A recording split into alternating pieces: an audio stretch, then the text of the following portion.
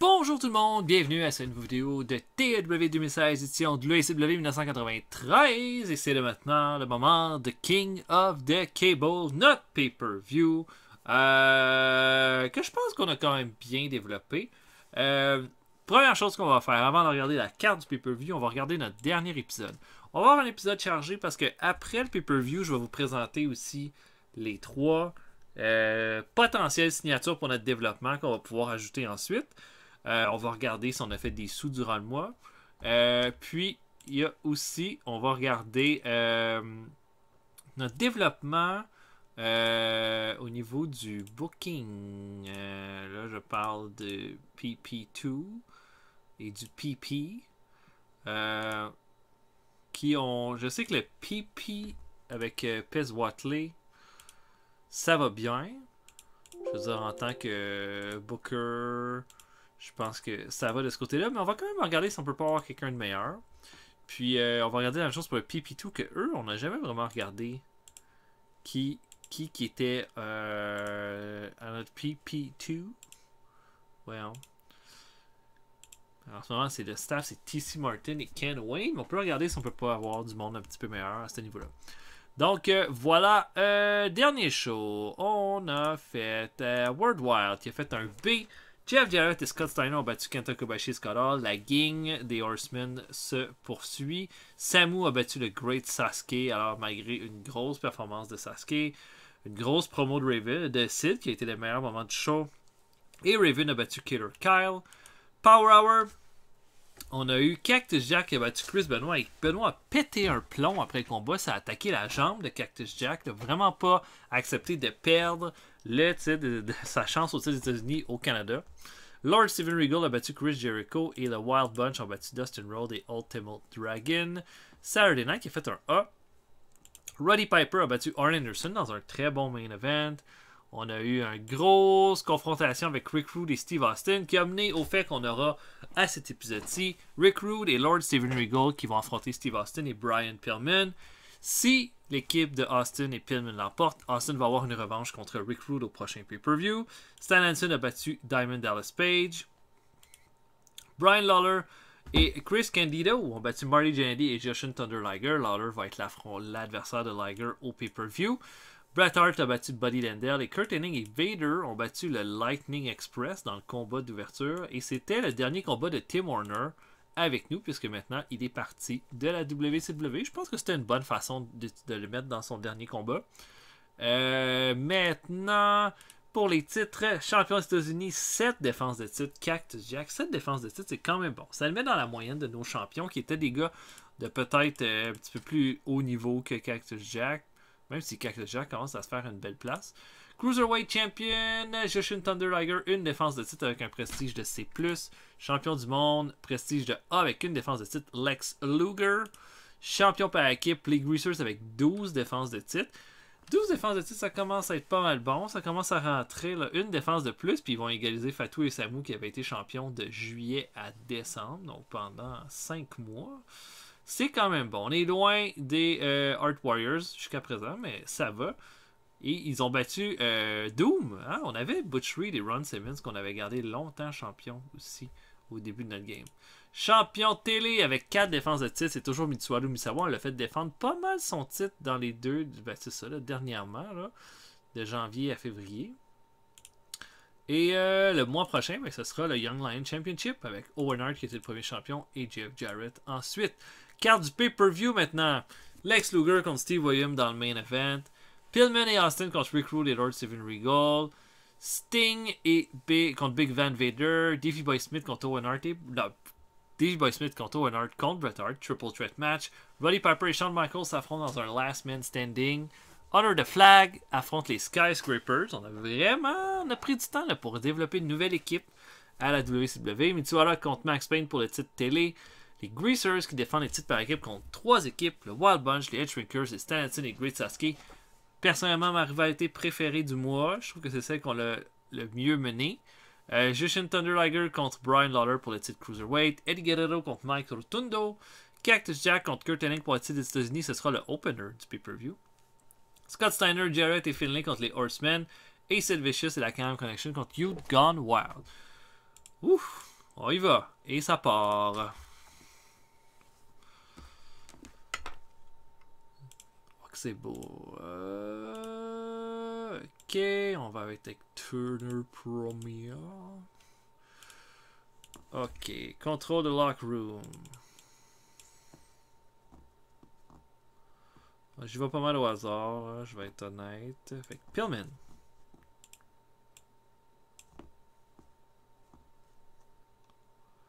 Et Marty Jannetty. Non, ok. Donc je book le pay-per-view et on se voit après. À tantôt, tout le monde. Ok, on commence ça. Donc, pay-per-view. Comme toujours, dans le pre-show, j'aime ça mettre des lutteurs que j'aimerais utiliser dans des storylines pour le mois suivant. Donc, c'est un peu de façon comme de vous les présenter un petit peu. Et je commence ça avec un match entre le 1-2-3 Kid et Kensuke Sasaki. 1-2-3 Kid est avec nous depuis un petit moment. Je ne l'ai pas tant testé. Fait que j'aimerais ça y aller de ce côté-là. 1-2-3 Kid va l'emporter avec un super kick à 6 minutes 28 sur Sasaki. Je pense qu'il y a quand même des choses à faire avec lui. Est-ce que ce serait dans un one-on-one? Peut-être pas pour 1-2-3 Kid, mais essayer de trouver une rivalité où ce qui pourrait coller, là, ça serait vraiment intéressant. Biff Wellington affronte Lance Storm. Un bon match de C entre les deux lutteurs. Lance Storm fait des belles choses. On l'utilise quand même pas mal. Souvent un peu en faire valoir pour essayer de monter des lutteurs plus élevés. Je pense que Storm serait peut-être rendu au stade où est-ce qu'il pourrait avoir un spot. Cependant, comment je dirais ça? Storm est pas un cruiserweight. C'est vraiment un middleweight. Donc, c'est pas quelqu'un qui peut remporter le titre cruiserweight. On peut pas le coller dans ces rivalités-là. Mais il va faire un bon match, puis belle performance de Wellington aussi avec un D là-dedans. Ensuite, Rey Mysterio Jr. affronte Chris Benoit. Un autre beau petit match de pre-show. Benoit va l'emporter avec un crossface à 6 minutes 5. Benoit, on a un peu déjà commencé à semer la graine, mais je vous le dis, là, ça va être un bon mois pour Benoit à partir du mois prochain. Je sais que lui, c'en est un qui a attendu son moment durant un bon bout de temps. Mais vraiment, là, on va faire de quoi avec lui. Et le dernier combat de pre-show, Dustin Rhodes affronte Horace Boulder. Rhodes a rien ce mois-ci. C'est quand même surprenant parce que on l'a pratiquement toujours utilisé. Là, j'étais juste un peu essoufflé avec lui, mais on va s'assurer qu'il commence à partir, qu'il y ait quelque chose à partir du mois prochain. Horace Boulder va améliorer son performance skill. C'était notre meilleur combat de pre-show et on ouvre le show avec un championnat des États-Unis entre Cactus Jack et Kurt Hennig. C'est ça, il n'y a pas de storyline entre les deux lutteurs. Ça a joué peut-être sur la qualité du match. Mais quand même, B- pour commencer. Ça fait un strong start. Et oui, Jack a mal à la jambe. C'est de la cause d'attaque de Chris Benoit et Hennig va en profiter durant tout le combat.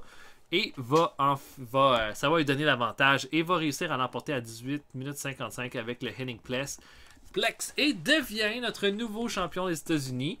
Je pense que c'était le bon moment pour faire ça. Cactus Jack a eu un bon règne. Je pense qu'on l'a bien élevé dans tout ça. Hennig est au top. Là. La personne qui va lui prendre son titre va sûrement avoir un bon push bien conséquent. Pour Cactus Jack, là, je vois pas ça comme un désaveu. Là. Il a été quand même pas mal solide. Mais je pense que là, le titre des États-Unis va prendre une autre tournure avec Hennig. Mais un B moins. J'aurais aimé un B, mais ça va. Ensuite, on a notre match entre Davey Boy Smith, Bret Hart et Owen Hart. Ensuite, un bon combat entre les trois lutteurs et je sais pas trop comment décrire ça. Mais Bret et Owen veulent juste se coller des patates là, durant tout le long du combat. Davey Boy Smith essaye de rentrer dedans, de calmer le jeu. Puis ça fait qu'il va recevoir une patate de Bret, une patate d'Owen. Et là, ça va le mettre en rogne. Et le Triple Threat va vraiment commencer. Là. Plus personne n'essaye de comment je dirais ça, c'est de protéger un ou l'autre. Là. Tout le monde est là, se donne son maximum. Puis au final, Davey Boy Smith va attraper Bret Hart alors qu'il faisait comme un espèce de leapfrog, va le prendre sur ses épaules, running power slam, va chercher la victoire et Davey Boy Smith a l'air de dire comme là j'en ai assez de vous deux, de vous traîner, vous m'avez vos histoires, là, j'en peux plus. Et Davey Boy Smith va quitter comme ça, B-. Un B aurait été le fun. Mais Bret voulait pas perdre. Hein. En fait, c'est Bret qui a subi le pin. Il voulait pas le prendre. Il a fallu que je fasse un keep strong sur Bret. Ça a baissé la note du combat parce que je pense qu'on avait clairement un B dans tout ça. Et voilà, B-. Mitsuharu Misawa défend le titre télé contre Max Payne. Je pense que c'était évident que Max Payne n'allait pas le gagner, mais c'était le fun de changer un peu, de donner une chance à Max Payne de se faire valoir. Au final, Misawa va faire un Tiger Driver à 11 minutes 31, va garder le titre télé pour une 5e défense de titre. Misawa va faire un excellent travail comme champion. Je vois pas tant pourquoi je le changerais dans l'immédiat, mais voilà. Misawa demeure champion. Une grosse promo de Shawn Michaels ensuite là, qui dit que Roddy Piper, c'est un peu là, la mouche, hein, la mouche qui veut pas s'en aller, alors qu'elle continue de te coller à la peau et tout ça. Il dit oui, ok, il m'a fait abandonner, j'ai perdu connaissance, il m'a déjà battu. Mais une chose qui est certaine, là, tout le monde dans cette aréna-là sait que mon nom est écrit sur le titre de champion du monde, puis que ça s'en vient, ma chance. Puis Roddy Piper peut bien essayer, peut bien me mettre à terre, peut bien me mettre KO. On peut pas arrêter l'excellence. Puis l'excellence s'en vient dans un Last Man Standing match. Roddy Piper, prépare-toi. A+, excellente promo de la part de Shawn Michaels. On a ensuite un autre B-. Finlay, Jarrett et Steiner affrontent les Horsemen. Et là, les Horsemen, ça s'entend pas durant ce combat-là. Je pense que les défaites ont eu beaucoup d'effets sur eux. Et puis, ils commencent à avoir moins de cohésion entre les Horsemen qui vont quand même dominer, mais il va y avoir le hot tag à Scott Steiner. Puis, au final, Fit Finlay va faire un Tombstone Power Driver à Kenta Kobashi et va aller chercher la victoire pour son équipe. Une grosse victoire pour Finlay, Jarrett et Scott Steiner. Kenta Kobashi améliore son performance skills. Scott Hart améliore sa technique avec ce combat-là. Des belles performances pour Steiner de B+, et B+, pour Arn Anderson. Voilà, un bon B. Puis ça va aider à élever Finlay et Jeff Jarrett dans ce combat-là. Roddy Piper affronte Shawn Michaels. Et là, bon, enfin, quelque chose de solide avec un B+. Et là, le combat, à mon avis, aurait été plus, mais il a fallu que je fasse un Keep Strong à Piper, puis que je fasse un Protect. Donc ça l'a vraiment probablement diminué la note de ce combat-là, qui aurait sûrement été un A. Mais au final, là, c'est une grosse guerre entre les deux lutteurs. Ils vont se donner plein de patates. Piper va être hyper intense. Puis va essayer là, continuellement de mettre Michaels au sol. Michaels va pas abandonner. Piper va aller chercher une chaise. Va donner un bon coup de chaise dans le dos de Michaels. Puis ensuite va tenter de monter sur la 3e corde et de donner un super chair shot sur Piper. Mais Michaels va faire un Sweet Shine Music sur la chaise alors qu'il était dans les airs, et Piper va être écroulé pour le compte de 10. Plus grosse victoire de Shawn Michaels depuis qu'il est avec nous à la WCW, et une super belle victoire. Il y a des belles choses qui s'en viennent pour Shawn Michaels, je suis certain, donc voilà, je suis très satisfait de ce B+. Bon, il aurait mieux aimé pas être dans un combat de brawl, mais c'est comme ça. Honor the Flag affronte l'équipe des Skyscrapers, et c'est un bon match de B. Et vraiment satisfait de cette victoire-là. Et là, je pense qu'il y a quelqu'un qui sera vraiment pas content de cette défaite-là. Puis c'est Dan Spivey parce qu'il voulait vraiment pas prendre le pin. Puis c'est moi qui ai tenu à ce qu'il reçoive le pin. J'ai plus rien à faire avec Dan Spivey de toute façon. Donc, ce que je comptais faire, c'est le faire perdre contre une équipe vraiment plus basse. Il sera pas content. Puis on pourra le renvoyer. Il quittera probablement de lui-même ensuite. Parce que Spivey, j'ai vraiment plus rien pour lui. Donc, au final, qu'est-ce qui va se passer? Les Honor combat super bien équilibré entre les deux teams. Puis au final, alors que Mike Awesome est en bas du ring, les deux, le Eagle et le Patriot, vont sur la 3e corde ensemble. Ils font un double Patriotic Missile sur Dan Spivey. Ils vont chercher la victoire. Et un B, c'est quand même vraiment bon. Et Dan Spivey avait son flying skill dans la défaite. Et là, j'ai vraiment hâte de voir comment il va prendre sa défaite parce qu'il dit qu'il était extrêmement pas content de prendre le pin. Et je lui ai quand même donné le pin. Oh, Mike Awesome a débuté un nouveau Power Spot. Et avec sa force et sa psychologie, ça va pouvoir l'aider dans le futur. Excellent. Big Van Vader contre Sting, ça fait seulement un B+. J'avais mis un spectacle pour ce combat-là. Mais la crowd était trop high. Ah, c'est dommage. J'aurais aimé ça avoir un A. Mais Vader et Sting ont une super bonne chimie ensemble. Ils ont fait un A+, les deux. Comme le combat aurait été un 100% peut-être si j'avais fait un combat normal. Et au final, qui va l'emporter? C'est Vader qui va l'emporter avec un Vader Bomb sur Sting à 22 minutes 41. Alors qu'il va avoir fait un Power Bomb à Sting sur le ciment. Va le ramener, il va faire un autre Vader Bomb et il va aller chercher la victoire. Quand même un peu déçu, j'aurais pas dû faire un spectacle, j'aurais dû juste prendre un combat normal, mais j'ai voulu tester les os. Et la rivalité a un low heat. C'est quand même surprenant. Mais bon, B+, c'est pas mauvais, là. On va pas se plaindre de ça.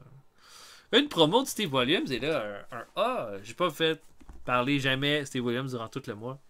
Steve Williams dit moi, je suis pas ici pour parler, je suis ici pour me battre. Ce soir, Lex Luger, ça va faire 2 mois que tu te sauves de moi. Là, tu peux pas aller nulle part. Puis si je gagne, je gagne. Si je perds, je perds. Mais je te dis une chose, je m'en viens te botter les fesses. Un bon A, on augmente le hit de la rivalité. Défense de titre Cruiserweight, Jushin Thunder Liger contre Brian Lawler. Bon match de B- entre les deux lutteurs. Performance de C pour Lawler, B- pour Liger. Liger va l'emporter clean avec un Brainbuster à 13 minutes 25. Je pense que c'était pour mettre une première défense de titre et une première rivalité pour Liger. Je trouvais que Lawler s'est bien débrouillé dans les segments, mais Liger est tellement bon aussi. Peut-être qu'il fait bien paraître aussi les autres. Voilà, je suis très satisfait là, de Lawler et de Liger. Eddie Guerrero affronte Mike Rotundo. Et là, je me suis dit aussi, Mike Rotundo, on a quand même fait des affaires le fun avec Rotundo depuis le début. On en a fait un contender pour un pay-per-view, pour un titre mondial. Je veux dire, on l'a vraiment bien travaillé. À cette heure, est-ce que c'est lui que j'imagine être au top de la WCW? Pas vraiment. Fait qu'il faut que je commence à lui donner des défaites pour qu'il baisse dans la hiérarchie. Puis Eddie, lui, a besoin de victoire. Donc Eddie va l'emporter clean sur Mike Rotundo à 19 minutes 3 avec un Gory Special pour le faire abandonner. Pour Eddie, c'est une grosse victoire qui va peut-être pouvoir le propulser à autre chose. Mais voilà, il va chercher cette victoire-là. Victoire importante. On a ensuite les Horsemen qui s'engueulent en coulisses. Là. Ils sont vides, là. Ça s'engueule. Et Scott Hall dit que Anderson a juste des mauvais conseils. Anderson dit que ouais, mais si vous m'aviez écouté, tout se serait bien passé. Kobashi, comme dit rien, mais clairement a l'air énervé. Et Arnold Schwarzenegger va passer pour vous dire j'ai reçu un appel, juste pour vous dire, Ric Flair revient samedi. Et là, tout le monde se tait. Et là, on ne sait pas trop comment réagir. Hein, comment Ric Flair va réagir quand il va savoir que les Horsemen sont devenus comme des aussi mauvais durant son absence. Voilà. Alors Ric Flair revient. Six-Man Tag, Sid Vicious et la Can-Am Connection affrontent Youth Gone Wild, Raven, Johnny Ace et Shane Douglas. Bon match entre les 6 lutteurs, un bon B. Et on imagine un combat là, bien équilibré. Et au final, Sid Vicious va faire un powerbomb à Shane Douglas pour terminer le combat. Voilà, là, ça a été quand même, la rivalité a été assez bien menée entre Sid Vicious et Raven. On les a bien occupés, tout avec ça pendant 2 mois. Je suppose que je vais m'en aller, mais clairement, Vicious a montré ce mois-ci, à mon avis, que il est prêt à peut-être être à l'échelon supérieur que je n'étais pas prêt à lui donner il y a 1 an. On l'a bien travaillé, on lui a donné des victoires contre tout le monde, même contre Ric Flair à Starrcade. Maintenant, ça va être de voir où est-ce qu'on va aller avec ça. Est-ce que ça pourrait être un challenger pour Luger, par exemple, t'sais. Donc un B. Et notre premier A de la soirée, Pillman Austin contre Regal et Rick Rude. Gros match, et là je suis vraiment content que ça fasse un A parce qu'on avait eu un 6-man tag avec ces 4 lutteurs-là puis 2 autres, puis ça n'a vraiment pas été si excellent que ça comme match, mais là, vraiment un bon combat, très satisfait, et victoire pour l'équipe de Austin et Pillman quand Steve Austin va faire un Hollywood and Vine à Lord Steven Regal pour le faire abandonner. Austin va donc affronter Rick Rude lors du prochain pay-per-view. Logiquement, Pillman va affronter Regal aussi parce que je pense que on est rendu là pour cette rivalité-là. Austin améliore son performance skill, tout comme Brian Pillman. Vraiment satisfait de ce combat-là. C'est exactement ce que je voulais que ça soit. Et grosse performance de A+ pour Pillman. Et maintenant, championnat par équipe, 4 équipes. Les Greasers contre les Killer Thriller. Ça, c'est le nouvelle équipe. Nouveau nom d'équipe. Les Edgerakers et le Wild Bunch. Et dans un combat excitant, plein d'émotions, Ou est-ce que Great Sasuke va se faire dominer là, par les 3 équipes qui vont le tabasser? Hanson et le Great Sasuke deviennent officiellement les nouveaux champions par équipe de la WCW quand le Great Sasuke va surprendre Samu avec un Michinoku Driver. Les Killer Thriller deviennent les nouveaux champions par équipe de la WCW. Vraiment, je pense que c'était le bon moment pour ça. Je veux dire, Hanson et Sasuke ont été tellement bons dans le storyline, dans les segments qu'on a fait. Je voyais plus ça qu'une autre équipe heel qui continue. Puis les Greasers, ça faisait quand même longtemps. On va leur donner peut-être quelque chose d'autre à faire. Donc, on a des nouveaux champions par équipe. 2 nouveaux champions dans ce pay-per-view-là. Et voilà, des nouveaux champions. Et notre pay-per-view main event, ça nous fait un B+, Lex Luger contre Steve Williams pour le titre de champion du monde. Lex Luger va vaincre Steve Williams à cause d'une intervention de Bobby Heenan. Williams a Luger sur ses épaules. Il est prêt à faire le Oklahoma Stampede, mais Bobby Heenan va attraper la jambe de Williams. Ça va laisser le temps à Luger de passer derrière. Low blow, alors que l'arbitre engueulait Heenan. Et ensuite, il va lui faire une corde à linge derrière la tête pour la victoire. Williams a vraiment bien fait, mais je pense qu'il n'est pas rendu au stade où est-ce qu'il peut devenir un champion du monde. Pour Luger, on continue de bien le développer. Il fait quand même bien les choses. Puis je suis pas mal satisfait là, de lui là, depuis le début de son règne. Est-ce que c'est incroyable? Non. C'est pas comme Brian Pillman qui sortait les meilleurs combats. Mais il faut un peu faut brasser la soupe un peu. Ça va être intéressant de savoir qui est-ce qu'on pourrait utiliser comme lutteur pour possiblement là, affronter Luger à partir du prochain pay-per-view. Ça augmente notre popularité dans 18 régions. Ça nous fait un A. Qui est-ce que je vais saluer? Je vais saluer Steve Austin, qui a été dans le très bon match. Sinon, ensuite, je pense que Luger mériterait ça. Puis Vader. Tiens. Austin. Lex Luger, Vader. Je pense que personne n'a sorti quelque chose d'incroyable, mais on va tout le monde a une bonne performance. Austin est content, Luger est content, Vader est content. Fait que voilà. Bon. Et là, ne quittez pas tout de suite. Parce qu'on va regarder pour une prochaine signature, puis pour le développement. Ah, puis combien est-ce qu'on a fait de l'argent? On a fait 166 000 de profit. Ça continue de baisser, hein? C'est sûr que mes workers coûtent tellement cher maintenant.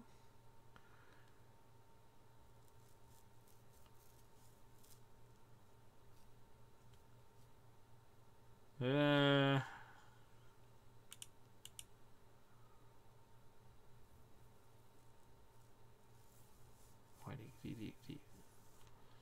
les pay-per-view rapportent un petit peu moins. Les workers ont vraiment augmenté en termes de 3 millions. Les workers me coûtent 1 million de plus. Ouais, il va peut-être falloir faire un petit ménage. Mais c'est sûr aussi qu'on a renvoyé des lutteurs. Ça a coûté des sous. Ok. Dan Spivey est vraiment pas content.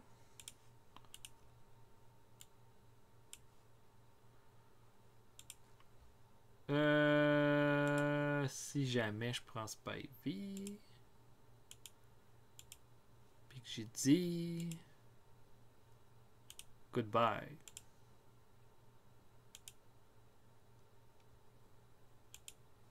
Non, il faudrait attendre que lui veuille s'en aller. C'est ça. Ok. On va faire ça. Bon, Ric Flair revient. On a 0.34 pour le King of Cable comme buy rate.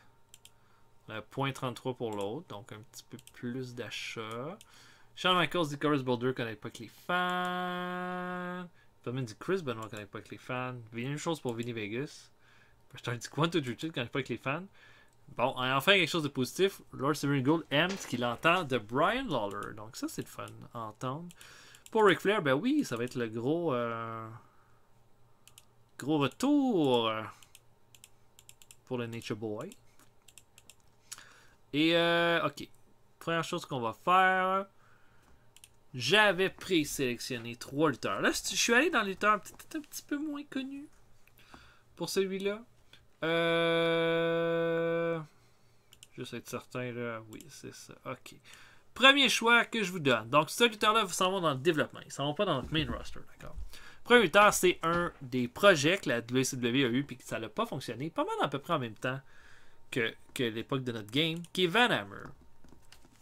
Van Hammer a clairement 28 ans là-dessus.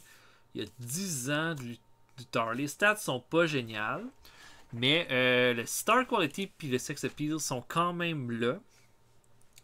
S'il est dans notre développement, peut-être qu'il pourrait devenir quelque chose d'intéressant pour nous autres. Ce que je suis certain, c'est qu'au niveau comme de l'entertainment, il y a quelque chose à faire avec Van Hammer. C'était pas un bon lutteur, mais c'est quelqu'un qui a un potentiel. Puis je le vois un peu comme ça. Donc Van Hammer serait un premier choix. Puis j'aime le fait qu'il était à cette époque-là à la WCW. L'autre, j'y vais vraiment dans ailleurs, puis j'y vais plus dans du indie, puis voilà, avec Ace Steel. Ace Steel qui est un lutteur qui était populaire à la IWA Mid-South, fin des années 2000, qui était un lutteur pas très gros, bon physique, pas comme c'était un bon lutteur, puis c'est lui qui a entraîné CM Punk en passant, et qui était dans toute cette histoire-là avec The Elite, puis cette shit-là, à un moment donné, là, pendant qu'ils se sont battus. C'est un gars qui a lutté à la Ring of Honor. C'est un bon lutteur. Mais c'est un gars qui a vraiment été nulle part. Donc lui, on aurait avec Ace Steel un bon lutteur pour notre division Cruiserweight, éventuellement.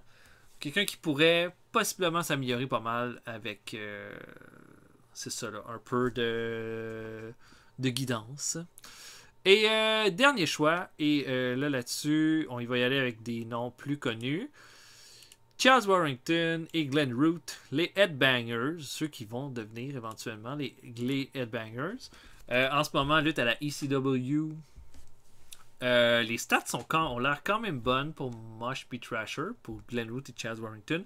Ça pourrait être une équipe intéressante pour notre développement, qui ne va pas nous coûter trop cher. Puis voilà, je pense qu'ils sont jeunes, ont encore place à amélioration, pourraient devenir une équipe intéressante. Déjà qu'on a déjà quand même certaines équipes déjà pas mal intéressantes dans notre division. Donc voilà, je pense que ça pourrait être des lutteurs pas mal intéressants. Donc Van Hammer, Ace Steel ou les Headbangers qui pourraient s'ajouter à notre développement. Bon.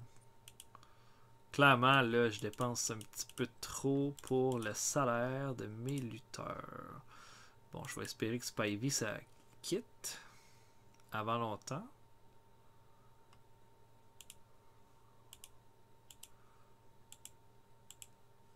Tiens, un peu. D'abord, je vais faire un auto-push à tout le monde.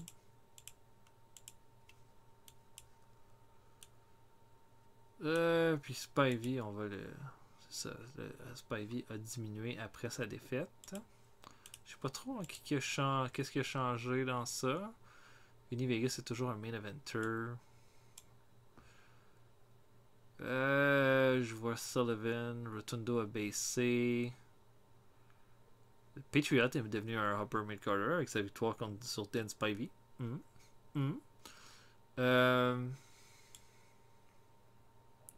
C'est de voir dans le bas de carte qu'est-ce qui a changé. Sasuke, Louis Piccoli, Bob Holly, Horace Boulder, Biff Wellington a monté.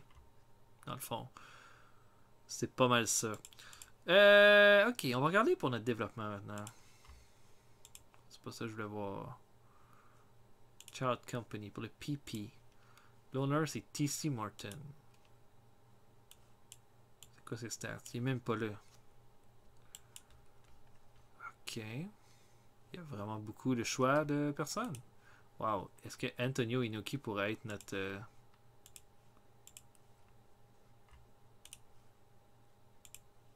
Il y a des owner skills de A. C'est 2100 par apparition. C'est non. Non, mais là, on peut pas battre ça. Je veux que ce soit Antonio Inoki notre boss.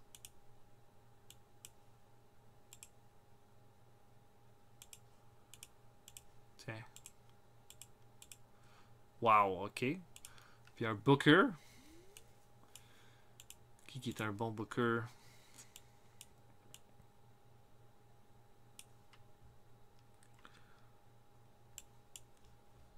C'était Ken Wayne, notre Booker avant. Qui a F. Oh mon dieu, non, on veut pas, on le veut pas lui.